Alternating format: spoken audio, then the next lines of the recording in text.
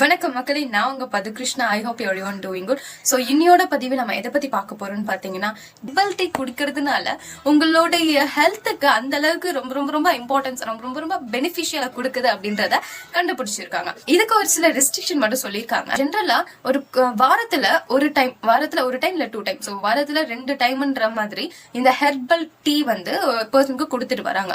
So ஒரு 3 to 6 months வச்சு observe பண்ணும்போது அவங்களுடைய கேஸ்ட்ரோ இன்டெஸ்டினல் ட்ராக் வந்து ரொம்ப ப்ராப்பரா ஃபங்க்ஷன் ஆயிருக்கா, எந்த ஒரு இன்ஃபெக்ஷனும் இல்லாம கேஸ்ட்ரோ இன்டெஸ்டினல் ட்ராக் அவங்களோட டைஜஷன் ப்ராசஸ் வந்து நடந்திருக்கு அப்படின்றத அப்சர்வ் பண்ணிருக்காங்க. அது என்ன ஹெர்பல் டீ அப்படின்றீங்களா? Like ginger tea, lemon tea, அப்புறம் நார்மல் கிரீன் டீ சொல்லுவாங்க, அது அண்ட் ஆல்சோ பெப்பர்மிண்ட் டீன்னு சொல்லுவாங்க. ஸோ இந்த மாதிரி நிறைய ஹெர்பல் மிக்ஸ் ஆன டீ எல்லாம் நீங்க கன்சியூம் பண்ணிட்டு வரும்பொழுது உங்களுடைய டைஜஷன் ப்ராசஸ் அண்ட் ஆல்சோ உங்களுக்கு ஸ்ட்ரெஸ் லெவலுக்கும் அது ஹெல்ப்ஃபுல்லா இருக்கும். இவர் பெரிய ஜேடி நாயுடு சிங்கிள் டீ ஆராய்ச்சி பண்றாரு. அதுல இந்த டீயை எப்படி